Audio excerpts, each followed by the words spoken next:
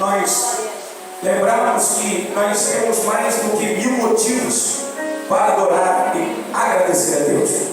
Mesmo sempre em meio ao mundo em conflito, em colapso, mesmo em meio ao mundo de trevas, a Bíblia diz que ainda a luz de Deus, ela brilha sobre nós. O livro do profeta Isaías já dizia no capítulo 6, que a misericórdia do Senhor está sobre nós e toda a terra está cheia da sua glória. Então nós devemos insistir com Deus todos os dias, ainda que nós possamos olhar ao longe e não enxergarmos o fim do túnel, mas nós sabemos que há uma luz para iluminar os nossos caminhos até que nós alcançamos o objetivo que nós almejamos. Eu estou falando de um livro que é um dos livros mais complexos dentro de um livro da Septuaginta ou do Velho Mandamento. O livro de Juízes é uma das fases mais terríveis, segundo os teólogos da Bíblia Sagrada. O livro de Juízes aproximadamente levou 300 anos em que os juízes governaram então sobre o povo de Deus, sendo que Deus ele levantava homens e também mulheres como Débora para julgar o povo, porque o povo eles se entregavam a uma apostasia. Irmão, o que é uma apostasia? A apostasia é o afastamento de Deus, a separação do homem do seu Criador, ou pelo menos dos seus mandamentos. Quando nós falamos de afastamento de Deus, as pessoas elas não entendem o que é se afastar de Deus. O próprio Jesus disse no Evangelho de São João, no capítulo 14 e 15, ele disse: aqueles que guardam as minhas palavras, os meus mandamentos, esses então serão meus discípulos. E todos saberão que vocês são meus discípulos quando vocês amardes uns aos outros como eu os amei. Então nós estamos olhando para uma esfera, um momento muito negro, muito obscuro, incerto, porque o livro de Juízes está falando que o povo começou a se afastar de Deus, se distanciar de Deus.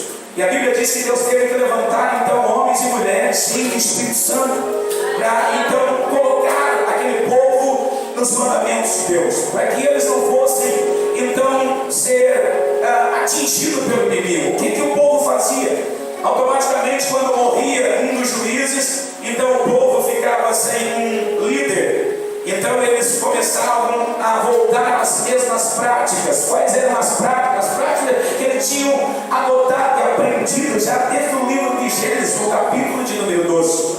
Para quem diga que o povo de Deus ele se inclinou a uma idolatria no livro da saída, conhecido como Êxodo, se engana. Porque a Bíblia diz que a promessa de Deus sobre Abraão já foi uma ordem de Deus para Abraão sair da sua terra e da sua parentela. Por quê? Porque a Bíblia diz que o pai de Abraão, Tera, e muitos dos que ali viviam na cidade de Uz, eles eram construtores então de ídolos, imagens de escultura.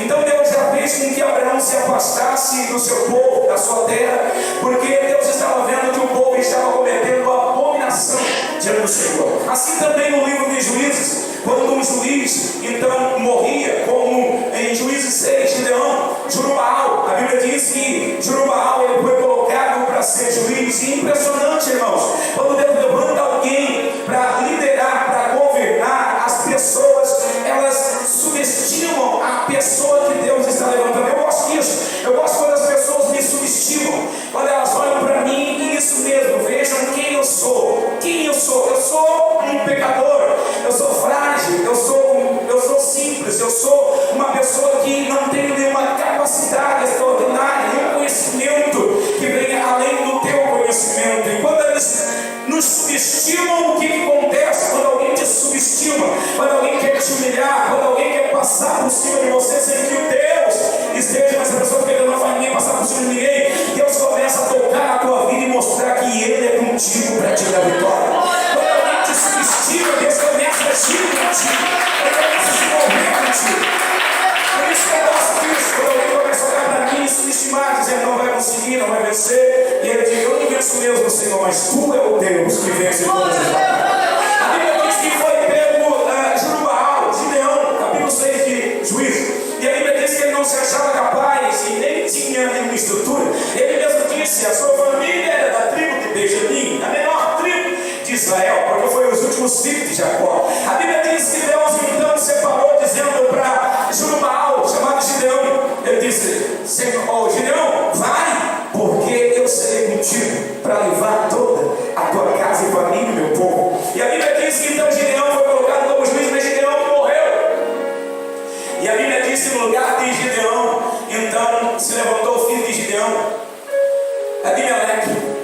a Bíblia diz que Abimeleque então cometeu algo, uma atrocidade, matou os seus 70 irmãos para governar.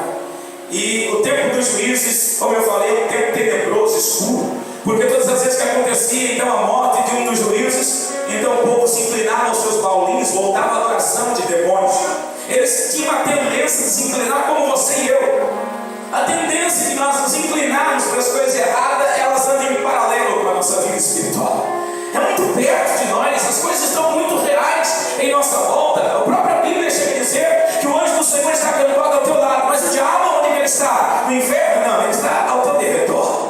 É uma vida paralela. A qualquer momento ele está esperando uma brecha, uma fraqueza para nos tragar, ou pelo menos para tentar nos prejudicar e nos afastar de Deus, assim como aconteceu no livro de Juízes. A Bíblia diz então que Deus começa a levantar homens e mulheres, Débora, como citei, Gideão, Abimeleque, ele começa a levantar a Jefté, ele levanta também a Sansão. É o texto que eu quero pregar, tá bom? Não vou falar muito de Sansão porque o tempo é curto, mas eu quero lembrar aqui que quando Deus viu o seu povo se distanciando dessa apostasia, se afastando da palavra de Deus, da obediência de Deus, eles não poderiam prosperar, porque o povo de Deus ele só consegue prosperar e vencer os seus obstáculos e batalha quando o Senhor está na frente do seu povo para guerrear.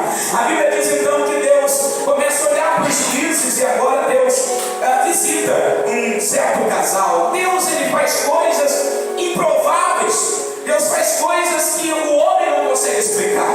Nós mesmos não conseguimos entender Deus e muito menos explicar Deus. Muitas das vezes Deus age numa situação que nós achamos que é o nosso fim, mas Ele está dizendo que é só o princípio de uma grande história que Ele quer escrever na nossa vida. Então Deus visita um casal, e esse casal, o nome do homem era Manoá.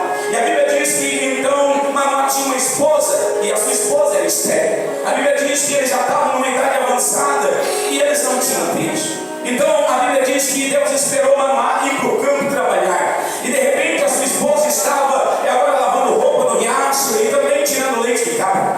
E a Bíblia diz que o anjo do Senhor veio e se manifestou a esta mulher. E quando o anjo se manifesta a ela, ele diz para ela: eu sou enviado do Senhor e vim para te fazer uma promessa e dizer que o Senhor Deus olhou para ti e viu em ti graça, e você vai dar à luz a um menino, e esse menino será Nazireu de Deus. Então esse menino não vai poder beber bebida forte, muito menos ele não pode passar navalha na sua cabeça, e ele também não pode tocar em coisa morta, porque a partir desse momento que você começar a gerar esse menino é um Nazireu de Deus. E a Bíblia diz que a mulher se espantou com aquela revelação e aquela aparição angelical. Ela corre para casa, espera o marido chegar, e quando o marido chega, ela diz: eu tive uma revelação de Deus. E o marido diz: olha, você está, quem sabe, comendo demais. E ela diz: não, o anjo do Senhor me apareceu e ele disse que nós vamos ter um menino, vai ser um filho. E o homem, o marido diz: como nós, sendo velho, o costume de mulher já passou, você não tem como mais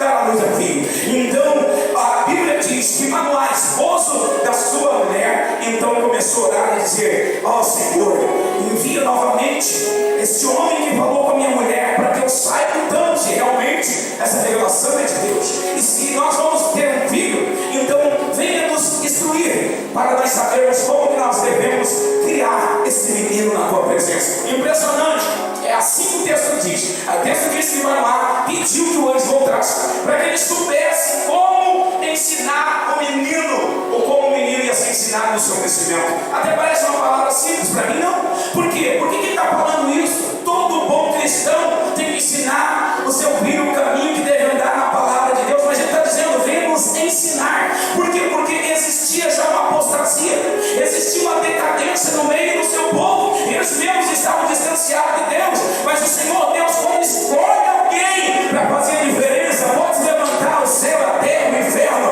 pode levantar a barreira, pode as portas e fechar, o diabo pode colocar pedra, tropeço, pode lançar chuva e canivete, o diabo pode dizer que vai bater de frente contigo face a face, mas a minha Bíblia ainda diz que operando Deus, quem impedirá? Querendo Deus manifestar seu poder, a vida da tua casa e da tua família, ninguém pode impedir.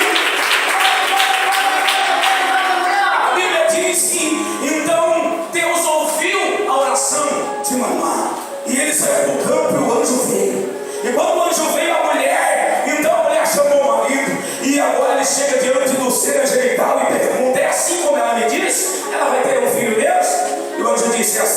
tenho falado para ela, tudo que eu falei para ela está correto. Foi o Senhor Deus que me mandou. E ele pergunta: então, mas como que nós devemos criar um menino? Ele diz: não pode beber bebida forte, nem pode passar na na sua cabeça, muito menos tocar em coisa forte. Esse menino é um menino Nazir. Nazir é uma palavra hebraica. Nazir é hebraico. Nazireu é uma palavra português, que quer dizer alguém consagrado para fazer a vontade de Deus. A Bíblia diz que o anjo estava dizendo: esse menino não é filho de vocês. Esse menino o Senhor está gerando dentro de vocês para fazer com que o seu povo novamente venha se reconciliar com Deus. Eu vou fazer esse milagre dentro da tua esposa, não é porque vocês têm esse poder, essa força, você não tem saúde. Eu vou fazer esse milagre porque eu olhei para vocês e achei graça diante dos meus olhos. E vou fazer esse menino então nascer, e quando ele nascer vocês vão ter que ensinar o menino ao caminho que ele tem que andar e dizer para ele o que ele tem que fazer. A Bíblia diz que então o menino nasce. O menino nasce. E muitas pessoas chegam a dizer, irmão, que a força do menino está no cabelo. A força do menino não está no cabelo. A força do menino estava na obediência. A força de qualquer homem e mulher cristão, aqueles que confiam em Deus, porque o salmista disse: o Senhor é a nossa força.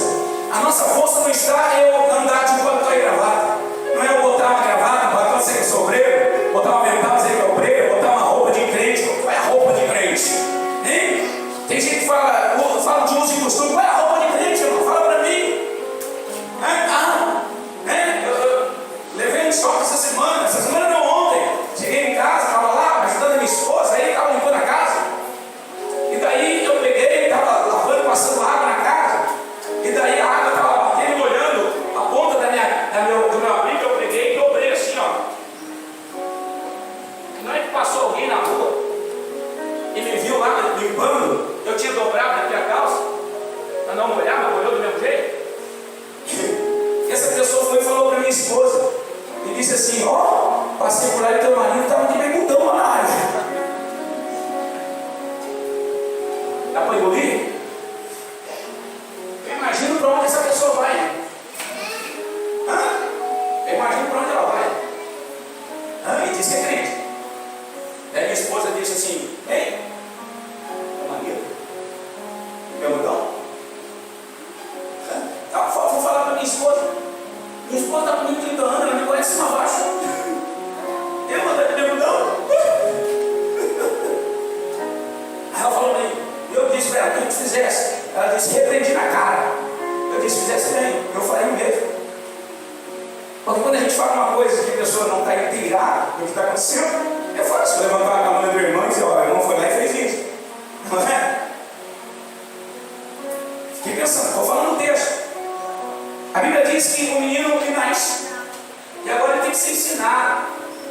Ele está nascendo numa família aqui que é um povo escolhido por Deus, é um povo, não é mais hebreu, porque o povo hebreu, quando saíram da escravidão, eles eram hebreus, saíram como hebreu. Quando chegaram em Canaã, eles se transformaram em israelita, mudou o nome. Depois que eles saíram de Canaã, que o Deus que já está se espalhando, quando chega o novo mandamento, eles não são chamados mais de israelitas, eles são chamados de judeu. Tá bom? Fase crescente, né? Estão crescendo. Então, eles estão com um mandamento da lei de Deus aqui. E a Bíblia diz que agora, então, o menino foi separado. Quem separa esse menino é Deus.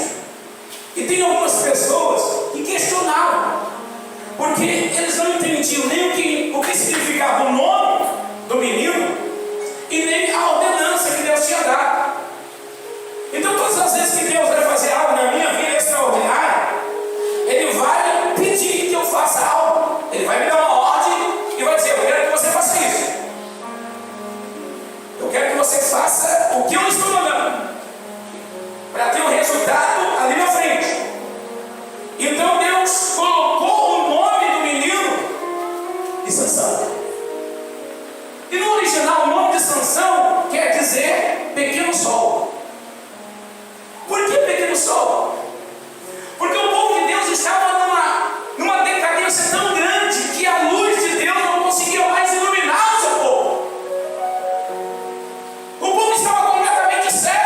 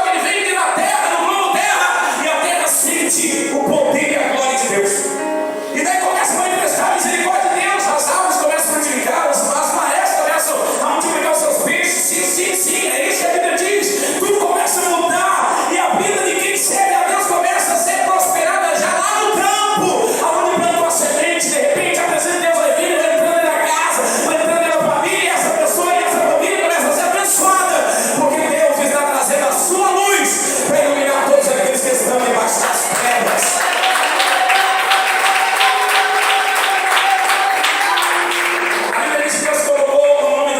Sansão, pequeno sol, porque Deus estava querendo trazer luz de volta para o seu povo. E a Bíblia diz que então Deus deu a ordem: menino não pode beber bebida forte, nem tocar em coisa imunda, corpo louco, e muito menos passar na vaga sobre a sua cabeça. Alguém já perguntou? Eu fico dizendo para alguns, eu digo, se você diz que é crente, se você diz que tem um chamado de Deus e não cumpre com esses três mandatos de Deus na tua vida, é sinal de que você não tem chamado. Você não cumpre esses três mandatos do Senhor aqui, ó, dentro desse livro, é porque você não tem chamado. Talvez alguém diga assim: o que é isso, irmão? Se eu passar na valha na minha cabeça, eu não sou chamado por Deus. Eu estou falando aqui numa linguagem bíblica, tá bom? Discernimento espiritual, linguagem bíblica. Por que Deus disse para Sansão não beber bebida forte? Hein? Nós sabemos que os reis, eles faziam seus banquetes e tinham que ter muito vinho. E o vinho tirava a consciência, e tira até hoje do ser humano. E uma coisa é que quem bebe bebida forte não perde só a consciência, mas perde a responsabilidade que tem. Esqueça dessa responsabilidade. Você já andou com alguém? Alguém chega de carro na tua casa completamente embriagado e diz para você: bata aí, vou fazer uma corrida, vou te levar onde você quer. Você já pensa na hora: eu não vou chegar em lugar nenhum. Onde é que eu vou chegar com esse camarada assim? Porque essa pessoa é chamada de ébrio. A pessoa que é ébrio é uma pessoa que é bêbada, é alcoolizada. Essa pessoa perdeu a consciência. Ela não tem responsabilidade nenhuma. E Deus diz: eu não quero que alguém que eu escolha seja ébrio. Eu não quero que essa pessoa beba bebida forte. Por quê? Porque eu não trabalho na vida de ninguém que não assuma responsabilidade comigo. Quem quiser andar comigo, quem quiser guardar minha palavra, quem quiser andar nos meus mandamentos, quem quiser que eu seja o seu Deus e ele seja o meu, tem que assumir responsabilidade comigo. São coisas que muitas pessoas não entendem. O Senhor disse: eu não quero que ele beba bebida forte. Por quê? Porque os que bebem são ébrios. Não assume responsabilidade. Você já viu quando uma pessoa ébria bate alguém, mata alguém, ele diz: mas eu não sei o que eu fiz, eu não sei o que eu fiz. Não quer assumir a responsabilidade. E Deus não é com quem não assume responsabilidade. Então ele disse: não beba bebida forte. E segundo, ele disse: eu não quero que tu toque em coisa morta. Até parece que é tocar em defunto, né, irmão? O primeiro pensamento que vem na nossa mente é dizer tocar em defunto, porque também era uma forma de se contaminar, tá bom? A Bíblia, Sansão foi lá e pegou o mel do animal que estava morto, que tinha matado o leão, pegou o mel e comeu, né? E alguns teólogos chegam a dizer que ele começou a desobedecer ali, mas a Bíblia diz que ele não tocou no animal. Ele pegou uma vara e tirou o mel.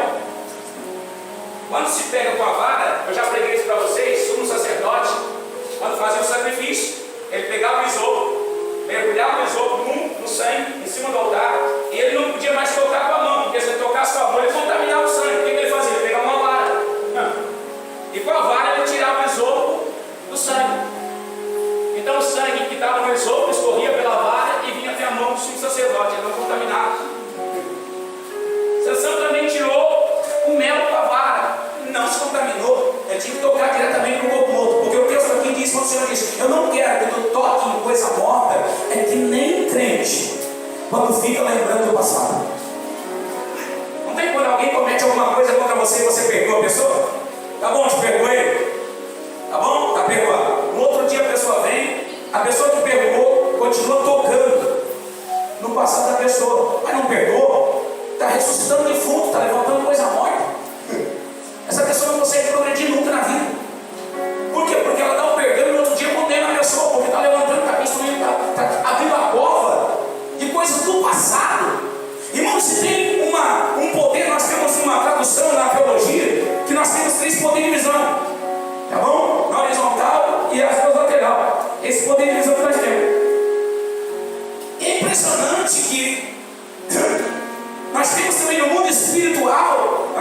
três poderes de visão, ou seja, na nossa vida em si, nós temos o presente, passado e o futuro. É impressionante que o diabo, ele se sustenta em uma só. Ele sempre vai se sustentar no teu passado. A pessoa que quer tocar em coisa nova ou ressuscitar coisa lá no passado, é porque ela não está sendo destruída por Deus. Tem alguma coisa errada. Porque o diabo é que está levantando o nosso passado para tentar nos condenar no presente que nós vivemos, para nós não chegar no futuro que Deus tem preparado para nós. Mas a Bíblia diz que Deus, ele não se baseia no teu passado. E Deus também, ele não se baseia no teu presente, que é hoje. Deus, ele olha para o teu futuro, no dia de amanhã. Porque Deus sempre vê o teu amanhã, ele não vê hoje. Hoje você pode ter fracassado, pode ter perdido a bolsa, hoje a enfermidade pode ter te machucado, pode ter fechado, a notícia chegou para você, não era boa. E Deus está dizendo isso mesmo. Essa noite você vai chorar, mas pela manhã bem cedo vai vir a alegria de Deus na tua vida. Porque o Senhor Jesus, ele é a estrela da manhã. Ele vai ser contigo para